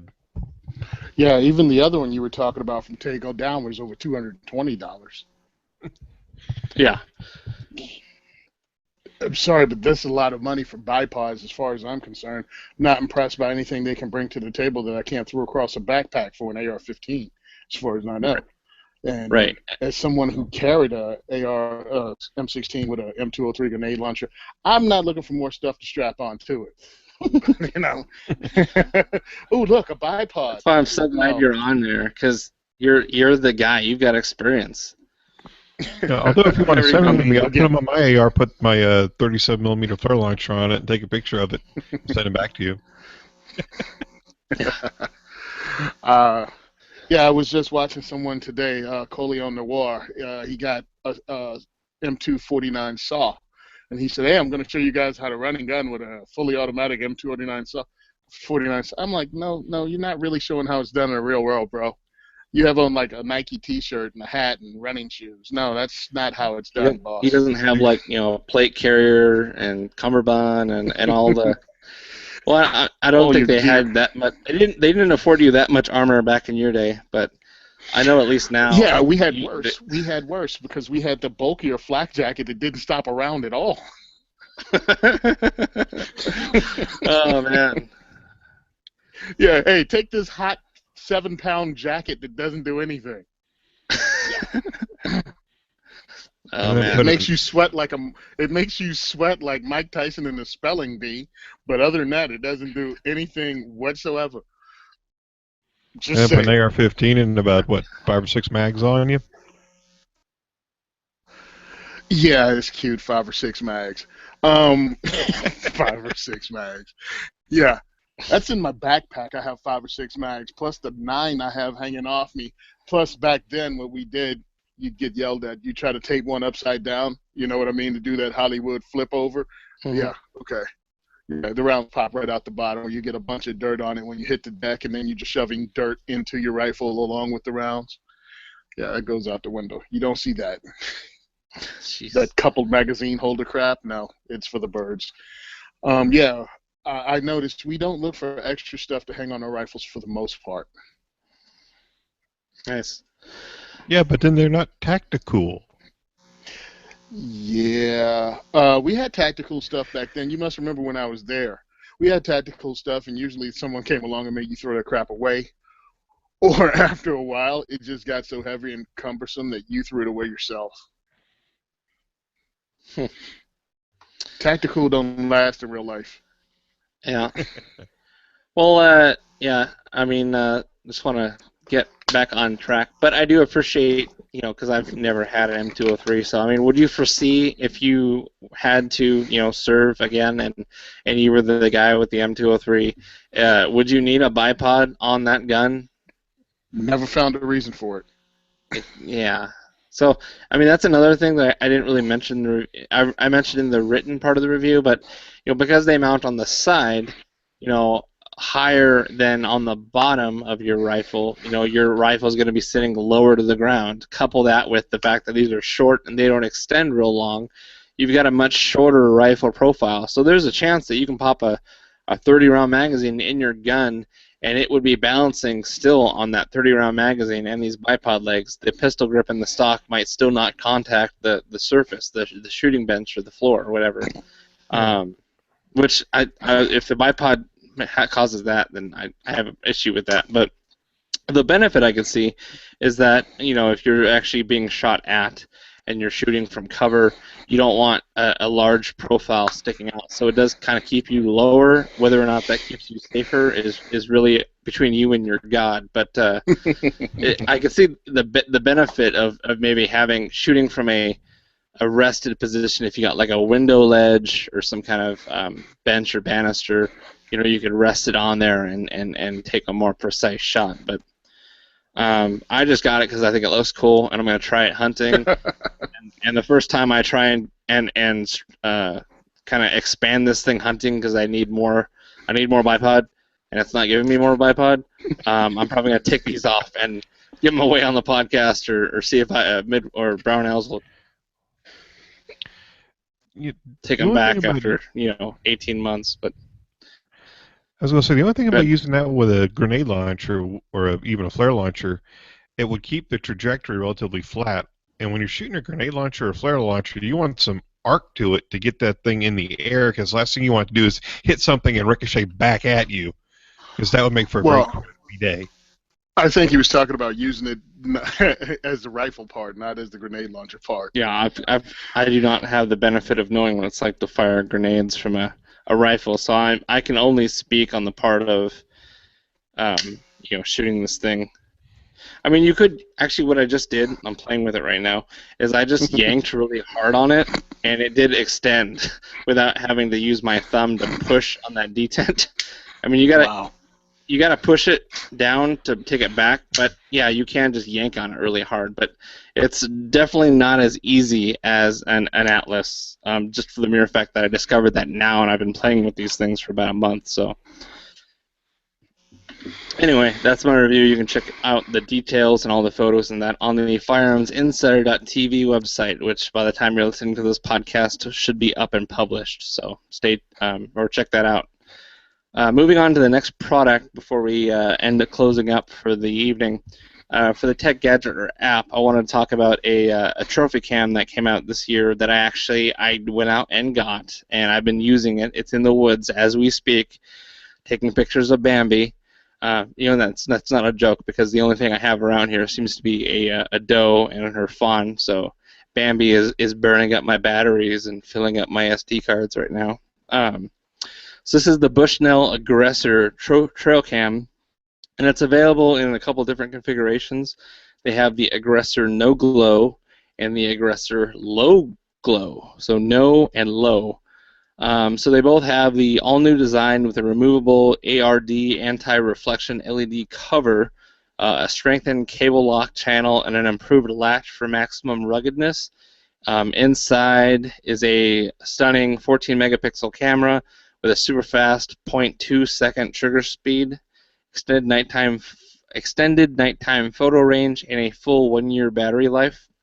So it has, obviously, the low glow has, the no glow, man, okay, the no glow has black LEDs. So basically, those are LEDs that produce a light that's gives enough luminance for the night mode to take a good picture or get good reflection off of your deer and your foliage and whatnot. The low glow has low glow LEDs, go figure. So those aren't black LEDs, but they're meant to be a little bit lower or a little bit higher in brightness, but still not be bright enough to be highly visible and scare deer off. So they both have GPS, geotagging, hybrid. It's great because I can tell you what all these things frantically stall specifications. This is awesome. I guess is this how gun and gear reviewing is supposed to be? This is a game changer. Anyway, that's me being sarcastic. But the hybrid capture mode lets you. What it does is it takes a picture first, or maybe takes 3 pictures first. I guess I don't know what I'm talking about. But it takes pictures first, and then it takes a video. So that gives you the opportunity to have a still, but then also have video. Most cameras are one or the other, so you got to set it to take 1 picture, or maybe take 3 pictures, or set it to video. You can't have the best of both worlds. So this actually gives you that picture and video. So that's actually nice because you could, maybe the picture gives a nice idea of the buck or the bull's body size, but maybe he's got his head tilted down and you can't see all his points. Well, the video that's taken, at this, right after, might catch him lifting his head up, and you can count the antlers that way better. So of course that's going to play into your battery life because obviously video modes drain your battery more than picture modes. It does have HD video, which is really nice. So it takes 1080p video. I can attest to that. I've been looking at it quite a bit. It's got a hyper PIR auto sensor. So what that is it's a motion sensor called passive infrared sensor. So they call that the PIR to detect heat and motion. So animals to trigger the camera to take an image. Bushnell utilizes 2 unique features in their PIR sensor, a hyper PIR and an adjustable PIR. So the hyper is a built-in temperature sensor that self-regulates the passive infrared sensor for more consistent function in all weather conditions, whether hot or cold. So it extends the coverage range for the sensor out to 60 feet and beyond. So let me explain that to you in layman's terms. So it's got basically an infrared sensor, so when something warm-bodied walks by the camera, it takes a picture. Now, how do you think that works compared to it's early to mid-September and it's still 70 degrees versus it's December, January, and it's minus 10 degrees? Obviously, if you've got a camera that works off of an infrared heat sensor, the ambient temperature is going to play into how sensitive that is and how it works, because everything's going to be colder outside on the one end of the spectrum, and the other end everything's going to be relatively warmer outside, so a little bit more difficult to detect a warm-bodied deer walking past when it's 70 degrees and everything outside is relatively warmer. So that hyper sensor plays into that. The adjustable PIR gives you the option of selecting a high or just an auto, have a thermometer inside of it that will the best setting depending on the ambient temperature. And that's great if you live in an area where at night it gets really cold, so you might plummet to temperatures in the 40s to 30s or maybe even 20s at night, but in the day, with the sun, it could get up to 50 degrees, 60 degrees. So that auto setting is really nice. I imagine like if you lived in the desert and you're trying to use your trail cam, obviously deserts get really cold at night and really hot during the day. That auto setting would kind of adapt for those 2 times during the day. It's got geotagging like most cameras do. That hybrid capture mode, it takes that full resolution image followed by a full resolution video. So it's really nice to have that both, like I said. So like if you have a trophy buck chasing a doe, it'll take a picture of that doe first because that'll activate the sensor first, but then it'll show the video, and then you get to see the buck in all his glory, the horny bugger. The HD video takes full 1080p HD videos, so that's 1920 by 1080. That's a really high resolution. That's way better than 720p. Gives you a brilliant connection with the game you hunt like you've never seen before. That's just marketing speak. Perfect for feeders, food plots, mineral licks, trails, or field edges. I just have a couple apples out there, and it's sitting on it. I basically just tied it to a T-post. They are available in black and hydro-dipped camouflage, I believe. Let's see, the camouflage, what pattern is that?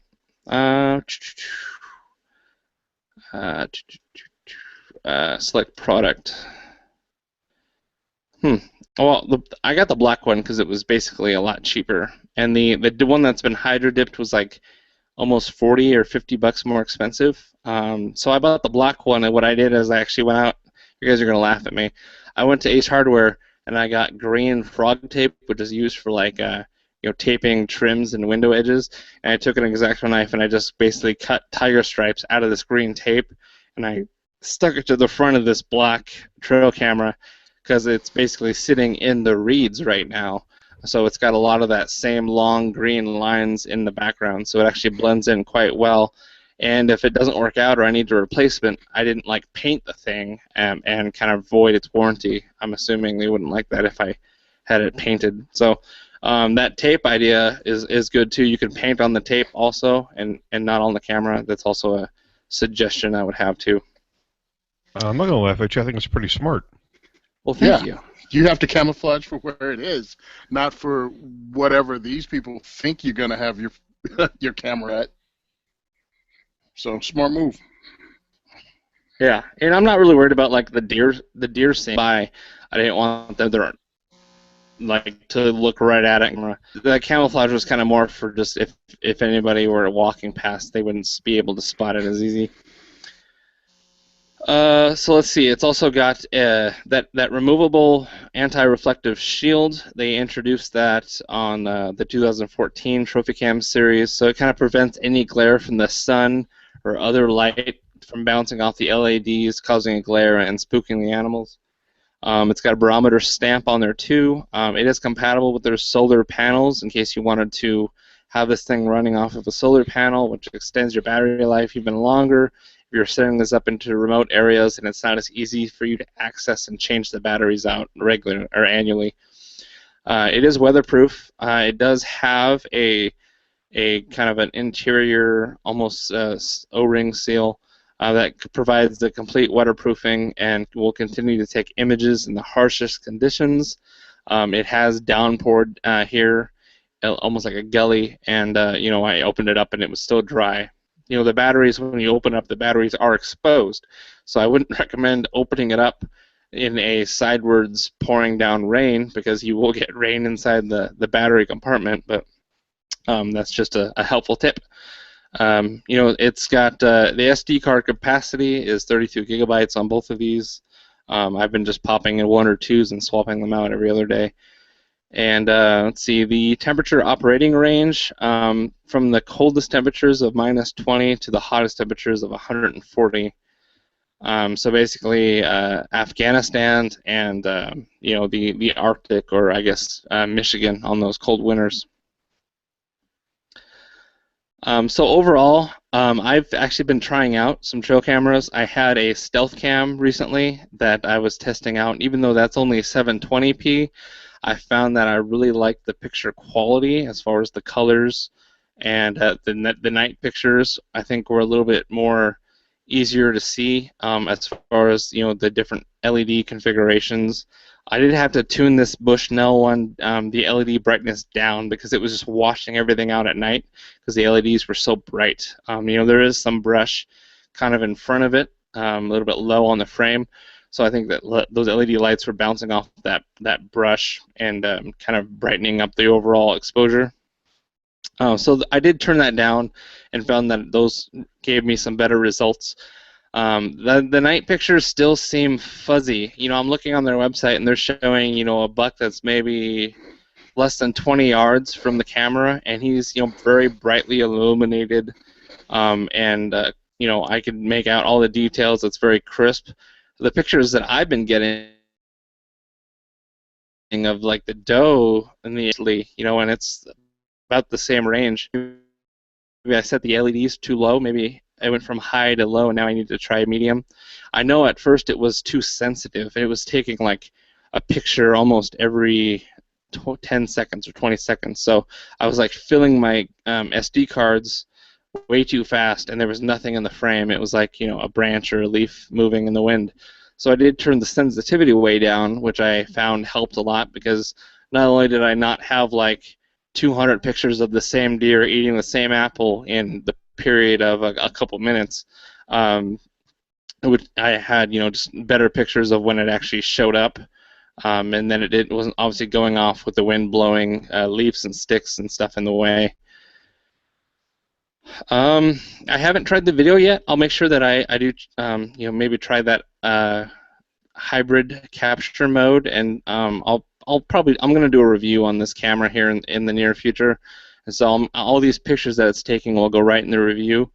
But I'll try in a hybrid capture mode to kind of show you guys side by side what the single picture looks like, and then what the video footage looks like. So I think overall it's a decent camera. I think for the price, I had a hard time picking out, because I actually, that stealth camera, I broke a latch on it. So I returned it to Bass Pro, and I was actually shopping for a new camera to replace it. Obviously, it's hunting season. And so I was looking for a replacement that had a really secure latch. It was really easy to break the latch on that stealth cam. So I wanted something that looked like it had a more robust latch, because I'm checking this camera every other day, so it's repeatedly opening and closing. And I didn't want to risk breaking it again, because it was just almost like polymer injected latches that go over, just little ridges or whatever. So this actually had a kind of a one solid long latch and two kind of finger handles that kind of went around the lock. So I thought it was definitely more secure. Of course, you can mount this to a tripod, a bipod, or any kind of mount there, as well as you can get mounts if you want to set this on your porch or something like that. The modes, changing the modes on the inside, there was a little screen. I assumed that it was going to be a full LED screen and show me the pictures on the unit, and I was like, oh, that's why it's so expensive. I was wrong. It does not do that. Those are the really more expensive cameras. So the MSRP on this, I believe the no glow is more expensive than the low glow. The no glow is $247.95. I believe the low glow comes in under $200. I think we paid about $270 for it, and of course we got it in blown. Same everything was like $220, $230. So yeah, but anyway, looking at all the other trail cameras out there, I wanted something that had, of course, 1080p. And I wanted something with high enough quality, and that just kind of didn't look flimsy and crappy. So I ended up getting this camera. I'm pretty happy with it so far.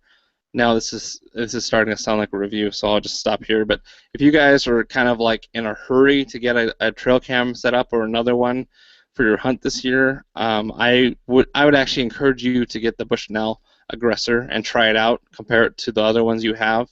And you might end up liking it. If you don't like it, I'm pretty sure you could always take it back if you take really good care of it, and always try out a different one. But I wouldn't stray away from this one, because I think it's a pretty good quality.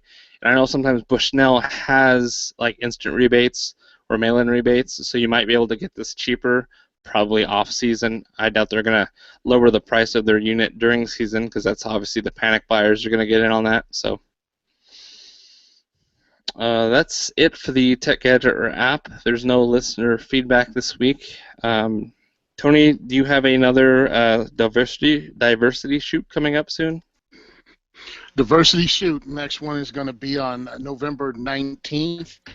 If you can't make that one, I was able to actually schedule another one, and that's going to kick off February 4th, 2016. I find that sometimes people let them slip up, or some people can schedule it and actually, now that they're getting bigger and I have more stuff, it's becoming something you might actually want to show up to because of the swag that we're handing out. So, yeah, November 19th is the next one. And as soon as I have the secondaisforeveryone.com up and going, I'll have the other dates posted on there. And thanks a lot, Ryan, for letting me use this as an opportunity to talk about this. I really appreciate it. No problem, buddy. So both of those are at what's the range those are at? Black Bag? Oh, no, not Black Bag. Gun for Hire in Woodland Park.